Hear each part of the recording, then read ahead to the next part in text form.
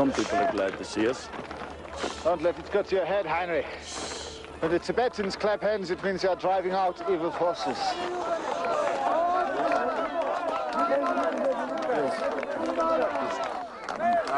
We need to find food.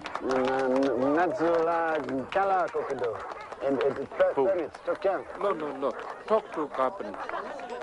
They are so good to pump up.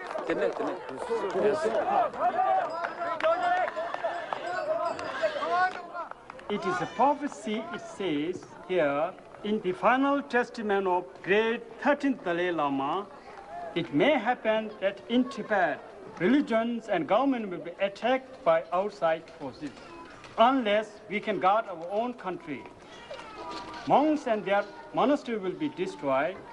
The lands and property of government officials will be seized. The Dalai Lama and all the revered holders of faith will disappear and become nameless. Now you understand why we are not welcome to foreigners here. Yes, but you must understand we're not here to threaten or harm. That way you will never fall. It's perfect. Still, walking up mountains is a fool's pleasure, Henry. Not so foolish, really. Now, look at this. Go ahead.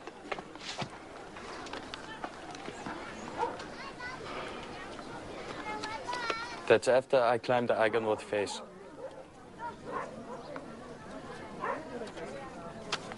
The Olympics gold medal, not important. Yes. Then this is another great difference between our civilization and yours. You admire the man who pushes his way to the top in any walk of life, while we admire the man who abandons his ego. The average Tibetan wouldn't think to thrust himself over this way.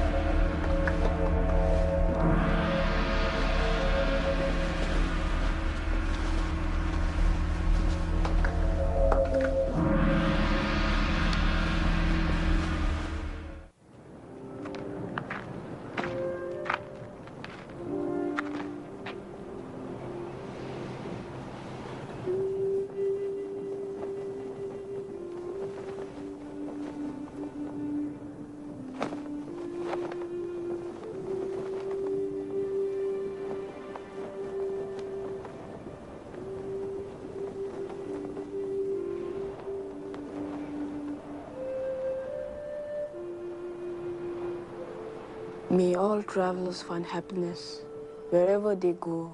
Without any effort, may they accomplish whatever they set out to do. And having safely returned to the shore, may they be joyfully reunited with their relatives.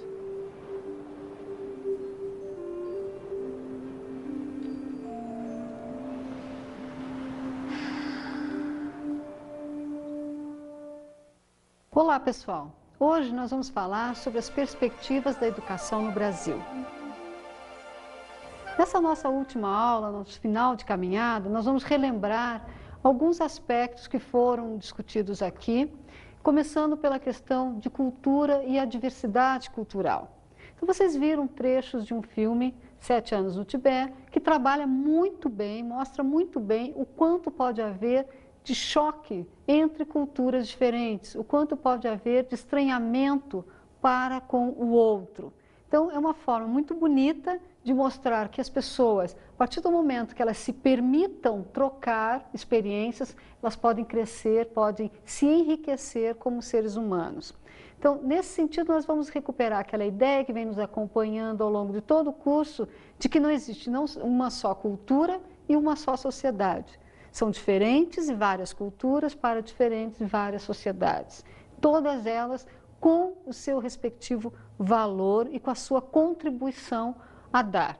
Então, isso é que a gente tem que relembrar para pensar quais são as perspectivas da educação num país tão pautado, tão marcado pela diferença, pelas diferenças, pelas desigualdades, pelas diversidades regionais, culturais e tudo mais. Então, nós vamos pensar que essa existência do outro, que é o diferente de nós, só nos enriquece. E que a cultura é composta de vários elementos, é alguma coisa muito complexa, muito maior do que às vezes nós mesmos possamos imaginar.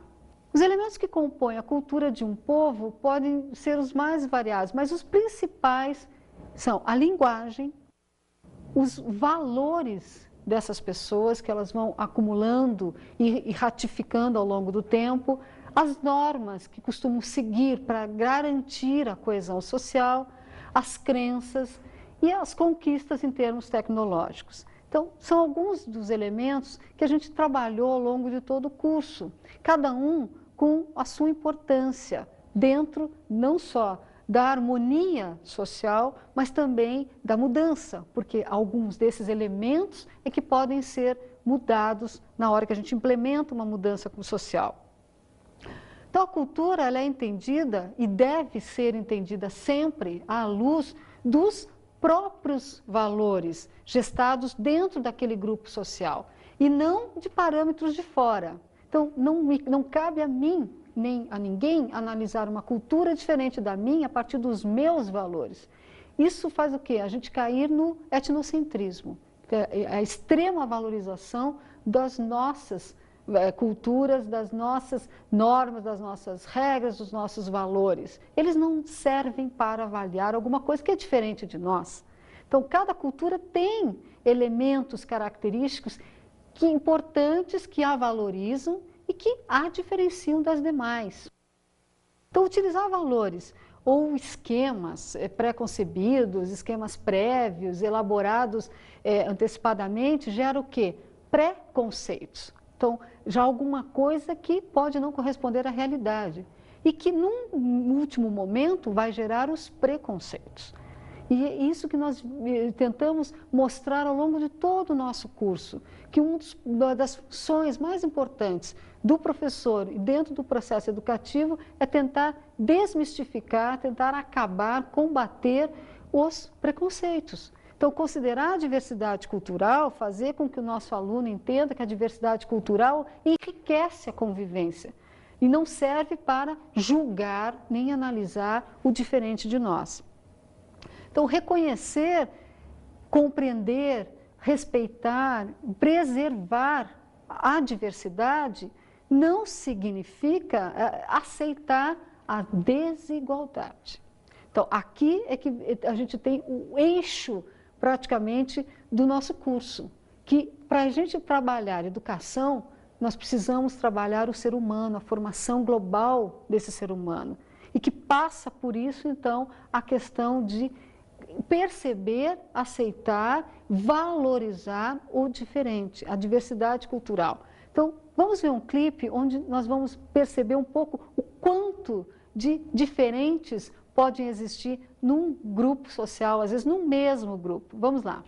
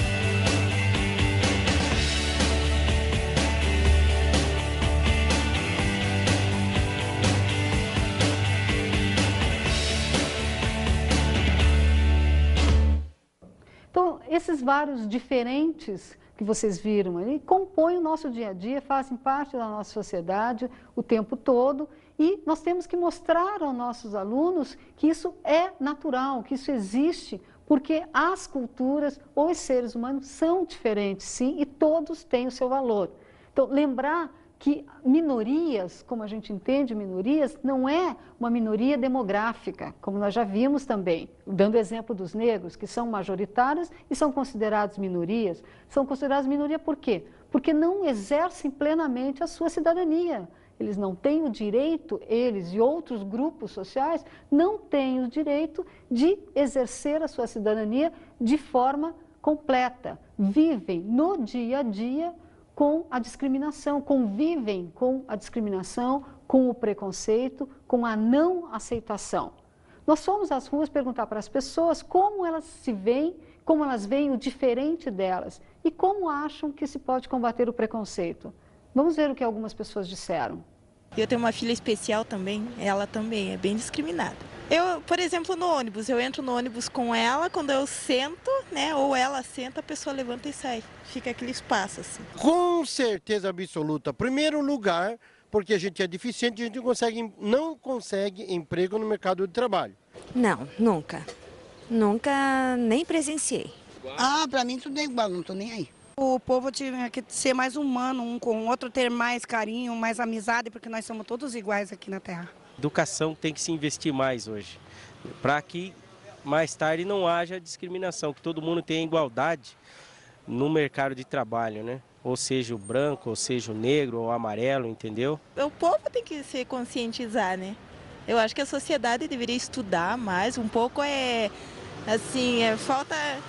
É ignorância mesmo, né? A falta de cultura. Tem que começar lá de baixo, desde casa, pela educação dos pais. Se a pessoa que seja de qualquer origem, se ela estiver bem economicamente, um emprego decente, estiver assim, bem colocado, escolaridade, eu acho que não existiria tanto. A falta disso tudo dá origem a preconceitos, né? Então vocês viram o quanto é difícil para a pessoa que se sente discriminada no dia a dia tocar a sua vida sem gerar um sentimento de revolta, sem perceber que ela está sendo excluída. Agora, como combater isso? A dificuldade é grande, as pessoas não conseguem verbalizar, pensar qual seria a melhor solução. A melhor solução seria o reconhecimento, a aceitação e o não julgamento. Não cabe julgamento para com o diferente. Tá? Então, a percepção de que a diversidade existe. Então, combater o preconceito deve ser uma das maiores preocupações de qualquer educador. E a gente retoma aqui a ideia do multiculturalismo. Então, isso é fundamental. Nós precisamos passar para as crianças, para os nossos jovens, que o multiculturalismo hoje é a marca do mundo. Deve ser a marca do mundo e que sempre há algo novo para ser partilhado. E a gente tem que se permitir partilhar, se permitir conhecer esse novo. Então, o que significa pensar no diferente? Significa pensar o que somos nós. Por quê? Porque compreender uma civilização e a sua cultura é importantíssimo para compreender a si mesmo. Porque sempre que reconhecemos o outro, reforçamos nossa própria identidade, tanto como indivíduo, quanto como ser social. Eu sei quem eu sou a partir do momento que eu sei quem eu não sou. Então, isso é muito importante, valoriza não só a minha identidade, quanto o reconhecimento do outro. Uma característica da socialização é exatamente a possibilidade das trocas culturais. Então, a partir do momento que nós não possamos valorizar e criar condições para que elas se efetivem, inclusive em sala de aula, nós vamos estar perdendo de vista esse aspecto que é fantástico e é característico hoje da sociedade, que é o multiculturalismo. Vamos para o intervalo, depois nós voltamos.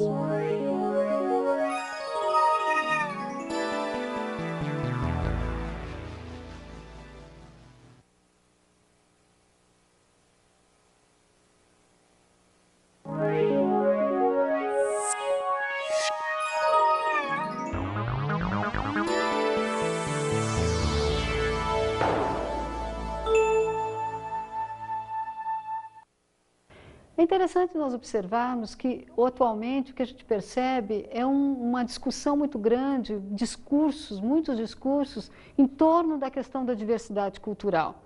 E isso acontece, interessante, num contexto de massificação. Por um lado, a gente tem uma tentativa de massificar as pessoas, por outro, ao lado disso, aparece o tema da diversidade cultural. Então, é interessante por quê? Porque isso tudo dá uma tendência a que se veja como uma homogeneização cultural, um traço da pós-modernidade. Interessante é isso, que dentro desse contexto pós-moderno, chamado pós-modernismo, há uma tendência que é se valorizar as manifestações, as percepções culturais dos grupos dominados. Eles aparecem como sendo a grande atração dentro desse contexto do multiculturalismo. Então, é uma tentativa de trazer à luz essas manifestações e buscar formas de valorizá-las. Então, alguns conceitos a gente vai relembrar aqui que perpassam todo esse tema, essa discussão, essas análises em torno da questão do multiculturalismo e da diversidade cultural. Então, conceitos como identidade, alteridade, a subjetividade, representação, que é cada um como vê determinada coisa, a cultura como um todo, o multiculturalismo propriamente dito. Então, são conceitos que vão estar sempre caminhando muito juntos, no sentido de buscar compreender melhor essas questões. Então, atitudes preconceituosas, em primeiro lugar, elas não têm nenhum embasamento científico. Por quê? Porque estão partindo de uma simples análise da aparência. Então, uma coisa superficial. Alguém dizer que tem um embasamento, que buscou em alguma... Isso não é verdade, não existe embasamento teórico, científico para o preconceito, para as atitudes preconceituosas, comportamento preconceituoso. Até porque nós já vimos também que qualquer padrão de comportamento pode ser mudado. Então, vai do quê? Vai de que se implemente mudanças na sociedade que acabem se refletindo na mentalidade dos grupos sociais, dos indivíduos. Então, julgamentos apressados, que vão se repetindo ao longo do tempo, é que fazem com que se consolidem preconceitos. A gente observa muito na vida escolar esse tipo de preconceito e vários preconceitos disseminados nos livros didáticos, inclusive. Então, se nós pegarmos, hoje já não tanto, porque há um cuidado maior com o que chega em sala de aula em termos de material didático. Mas ainda assim, se a gente procurar, nós vamos encontrar ali, às vezes, uma ilustração, que a princípio inofensiva, mas que mostra uma atitude preconceituosa. Isso todos nós já vivemos em algum momento, já vimos esse tipo de material e temos que mostrar aos nossos alunos de que forma, às vezes até aproveitando um exemplo concreto como esse, mostrar como o preconceito ele pode se disseminar e está dissimulado. Esse que é o mais grave. Muitas vezes a gente não se dá conta de que é uma atitude preconceituosa, às vezes, o que nós estamos fazendo. Então, mostrar para os nossos alunos isso é fundamental. E outro aspecto é não aceitar o racismo como uma explicação para as desigualdades. Então, nós vimos aqui ao longo de todo o nosso curso, as desigualdades sociais não podem ser explicadas nem só por questões econômicas, nem por questões raciais.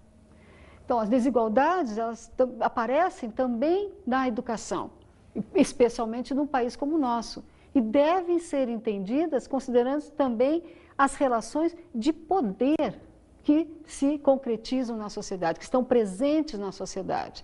Porque essas relações de poder, elas acabam tendo um reflexo dentro do processo educativo. Então, essa valorização do ser humano, a busca de uma sociedade mais justa e igualitária, ela passa pela percepção de que todos têm direitos, direitos iguais, que não podem ser sonegados em momento algum por justificativa nenhuma. Temos alguns textos para vocês observarem, que muito bonitos. Agora, até que ponto eles se concretizam na prática? Vamos dar uma olhadinha. Declaração Universal dos Direitos do Homem. Artigo 26º. Toda pessoa tem direito à educação. A educação deve ser gratuita, pelo menos a correspondente ao ensino elementar fundamental. O ensino elementar é obrigatório. Constituição do Brasil, 1988, capítulo 2, dos direitos sociais. Artigo 6º. São direitos sociais a educação, a saúde, o trabalho, a moradia e o lazer, a segurança, a previdência social, a proteção à maternidade e à infância, a assistência aos desamparados, na forma desta Constituição. Estatuto da Criança e do Adolescente, capítulo 4. Do direito à educação, à cultura, ao esporte e ao lazer. Artigo 53. A criança e o adolescente têm direito à educação, visando ao pleno desenvolvimento de sua pessoa, preparo para o exercício da cidadania e qualificação para o trabalho. Então vocês vejam que o que está no papel, em documentos importantíssimos, como a nossa Constituição, nem sempre aparece no dia a dia desses excluídos, desses menos iguais aos quais a gente vem fazendo referência. Então o papel da educação no projeto de reconstrução da cidadania é fundamental. Então esse movimento de democratização, por exemplo, do acesso à escola e do resgate da escola pública, faz parte de todo esse encaminhamento da cidadania. Então, a desigualdade no exercício do poder e essa extrema hierarquização da sociedade que nós vimos, que existe, elas estabelecem também as bases sobre as quais vai acontecer, vai se desenvolver, vai se estruturar o sistema escolar.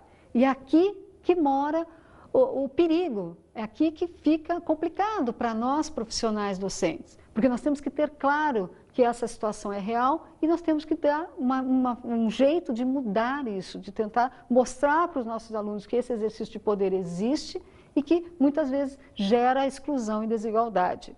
Então, essa tão falada igualdade de oportunidades, que todo mundo prega muito, que aparece nos textos, não se reflete, ela não se concretiza, ela não se efetiva na prática, especialmente no Brasil.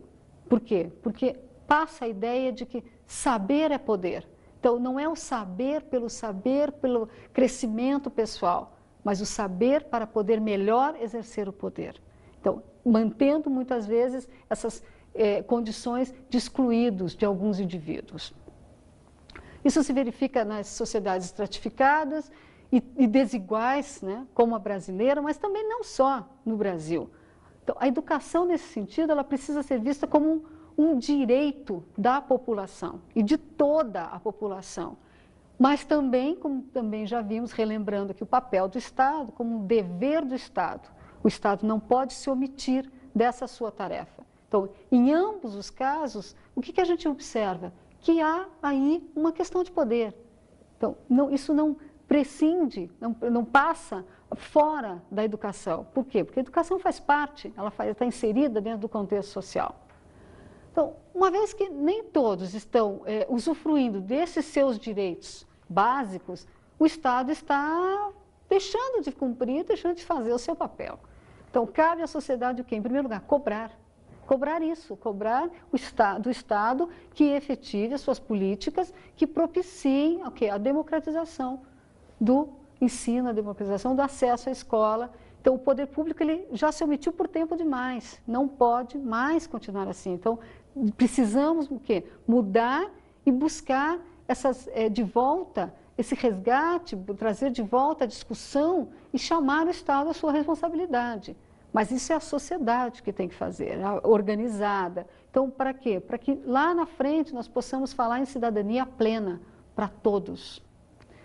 Então, a escola muitas vezes tem funcionado, como nós vimos, como uma instituição que tem confirmado o quê? A desigualdade, a concentração de renda, tem reproduzido isso. Agora, isso não permite que o país avance. Então, quando nós vimos aqui a questão do subdesenvolvimento, nós percebemos que o quê? Que a educação ela pode sim ser um canal e deve ser um canal rumo à superação dessa condição de subdesenvolvimento. Agora, não a partir do momento em que continue ignorando que pode a escola também reproduzir as desigualdades. Aí nós vamos estar falhando no que é de mais fundamental, que é o resgate dos excluídos. Então faz também com que o processo de exclusão ele seja realimentado diariamente. Então, como nós podemos chamar isso? Como nós podemos tratar disso? Um processo de atuação política. O professor, o aluno, o processo educativo pode sim exercer essa função de exercício político. Vamos às nossas dicas de estudo da aula de hoje. A nossa dica de estudo da aula de hoje é assistir o filme 7 anos no Tibete. Então, um final bem legal, bem gostoso para o nosso curso, discutindo toda essa questão da diversidade cultural, mas esperando que de alguma maneira a gente possa ter contribuído para que a prática pedagógica de vocês seja bem melhor, ou seja, melhor para vocês do que era ontem. Obrigada, gente.